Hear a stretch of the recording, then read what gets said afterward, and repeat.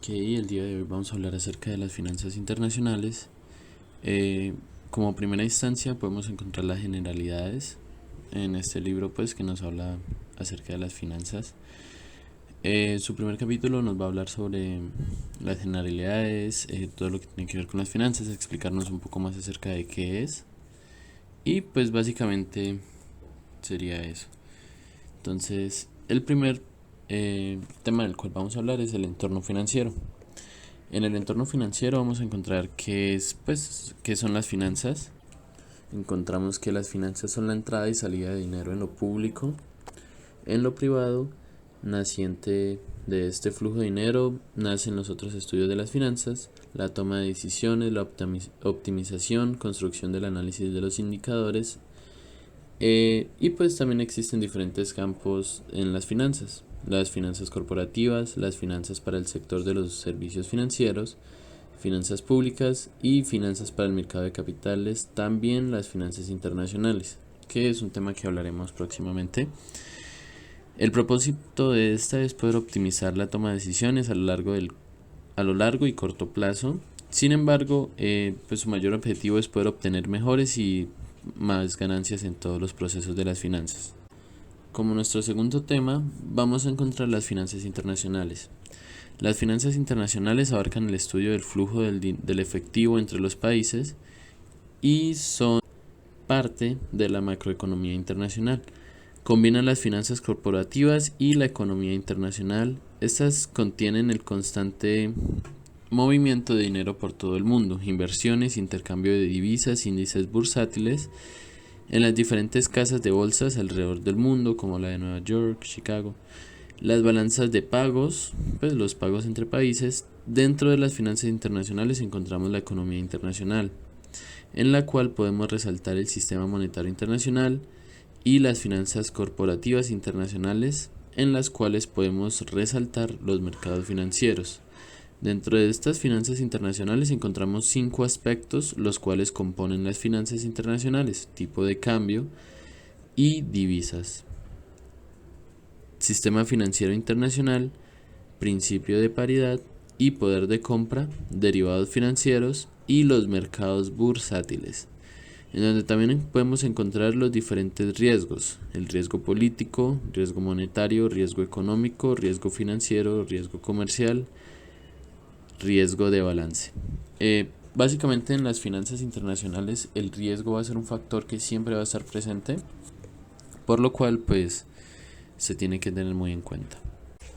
También vamos a encontrar la importancia de las finanzas internacionales. Su importancia nace en la necesidad de los países y las empresas de salir de sus fronteras, poder comercializar con otros países. Esto ha hecho avanzar la tecnología, las formas de producir, permite además saber cómo decidir la forma en la que los eventos internacionales afectarán a nuestras empresas y cuáles son los pasos a seguir.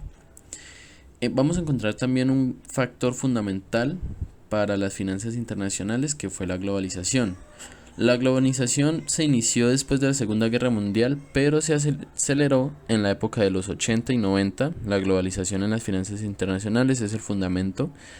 Es en donde nacen las finanzas internacionales. Los tipos de globalización más representativas son la económica, la política, vinculadas a la universalización de los derechos humanos. Esto a consecuencia del desarrollo cultural y tecnológico. Los principales factores que contribuyeron a la globalización son la reducción de las barreras comerciales, estandarización de bienes y servicios, mejoras de telecomunicación y transporte, tercera revolución industrial. Sin embargo, cuando los aspectos negativos, podemos encontrar la excesiva volatilidad de los precios, es decir, que fluctúan mucho. Efecto de contagio, que encontramos una cadena en las empresas que cuando afecta a una afecta a varias. Tendencia hacia la deflación, incremento de la desigualdad distributiva, exacerbación de los conflictos a nivel regional e internacional. Adjunto a esto, la globalización, también podemos encontrar un nuevo orden de poder mundial, en el cual básicamente encontramos a las potencias mundiales y sus empresas respectivas. Esto lo hace a través de políticas monetarias. Vamos a también a encontrar un tema muy importante que son las operaciones internacionales. Las operaciones internacionales son aquellas que intervienen en el comercio internacional, son exportaciones, importaciones, admisión temporaria, sistemas de cambio, mercado cambiario, medios de pago, transacciones y demás tipos de pago de forma internacional. Entre las ventajas que tienen las operaciones internacionales son la eliminación de barreras arancelarias, mejoramiento continuo de redes y transportes y comunicación. Entre las ventajas podemos encontrar pues las más relevantes, como el desplazamiento a una mayor dependencia de productos, es decir, que ya vamos a empezar a no producirlos en ciertas regiones y a depender de otras regiones para poderlos obtener. Riesgos de operaciones y pues la inflación. Encontramos como segunda parte de nuestro mapa conceptual el sistema financiero internacional. En su primer aspecto vamos a encontrar la identificación del mismo. Es un conjunto de organismos que dan garantía a las finanzas internacionales como autoridad, como intermediarios. Sus principales funciones son actuar como reguladores, supervisores, definir y ejecutar la política monetaria extranjera, definir y ejecutar la política bancaria extranjera, las políticas de valor y seguros. La evolución de este sistema tuvo un gran desarrollo a finales del siglo XIX. La globalización tuvo un papel fundamental en el desarrollo del sistema. Con la tecnología, la comunicación y demás se ha fortalecido este sistema y la red de vínculos entre agentes económicos en las últimas décadas. Las instituciones financieras internacionales las podemos dividir en dos partes, la privada y la pública. Las instituciones públicas son en el Fondo Monetario Internacional, el Banco Mundial. Entre las privadas podemos encontrar a el Banco Interamericano de Desarrollo, Corporación Andina de Fomento, Banco de Importaciones y Exportaciones, en donde en cada uno se encarga de desarrollar una actividad fundamental y específica de mejora de los países.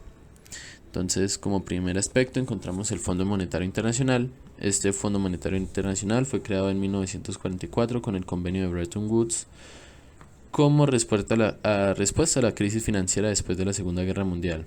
Hoy por hoy este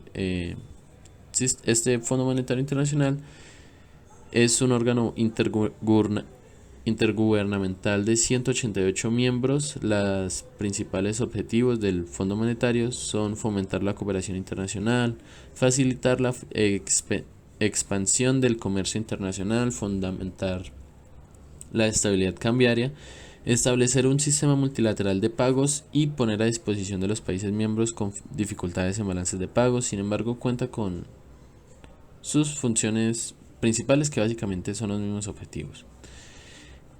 También encontramos el Banco Mundial. El Banco Mundial fue creado también pues en el acuerdo de Bretton Woods en el 44 con el propósito de disminuir la pobreza mediante préstamos de bajo interés, créditos a nivel bancario y apoyos económicos.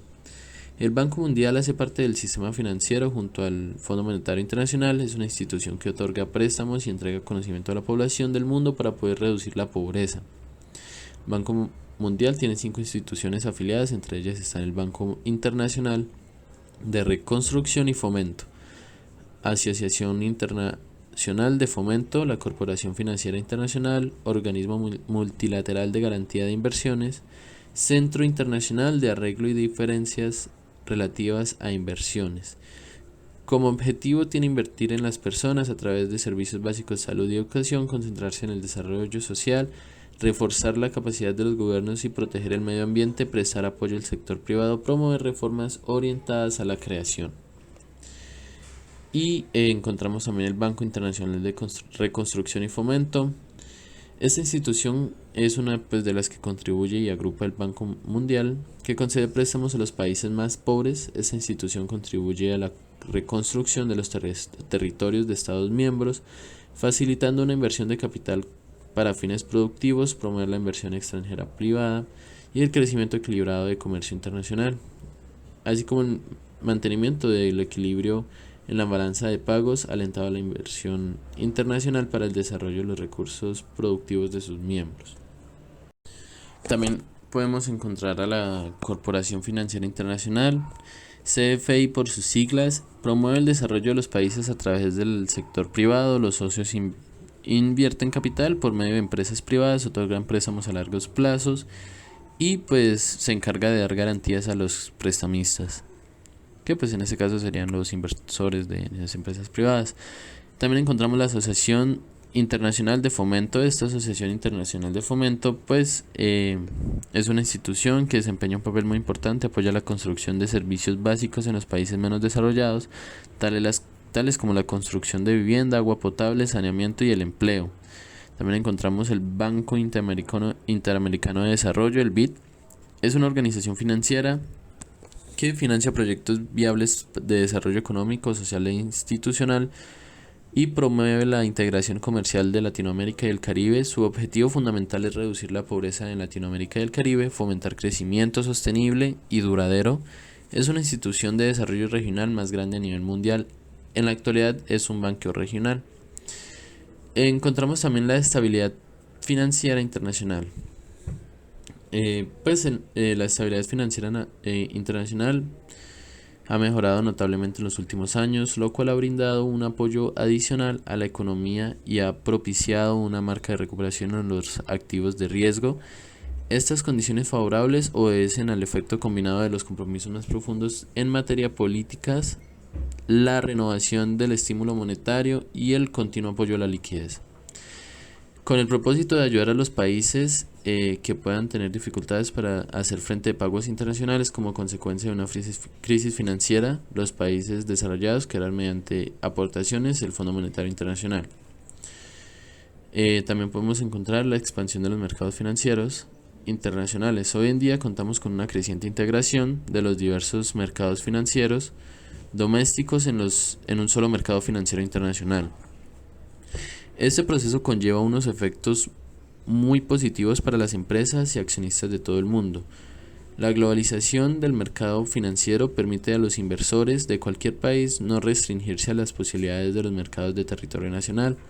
Se identifican en bancas, casas de bolsas, banqueros de inversión de distintas nacionalidades, con acciones centradas en el ámbito internacional, promocionando así la globalización de los mercados financieros. Actualmente existen diferentes centros financieros destacados del mercado financiero global, como Nueva York, Chicago, Londres, Zurich, Frankfurt, Singapur o Hong Kong. Y pues también encontramos una regulación del sistema financiero internacional. En un mundo tan interdependiente como pues lo es actualmente, es natural que surjan instituciones internacionales que aprueben principios básicos de actuación. Pensemos que la Organización Mundial de Comercio, en el campo del comercio, la Organización Internacional del Trabajo, en el trabajo, la Organización Mundial para la Protección de la Propiedad Intelectual, en la protección de la propiedad intelectual. También encontramos los controles de los capitales. Se entiende como control de capital a las restricciones impuestas por un gobierno de un país sobre el libre movimiento de entrada y salida de los capitales, con el objetivo de desincentivar a los flujos de capitales o alterar su composición. Se traduce a distintos tipos de medidas específicas que tienen influencia en la eficacia del control del capital. Y por último encontramos al Sistema Monetario Internacional.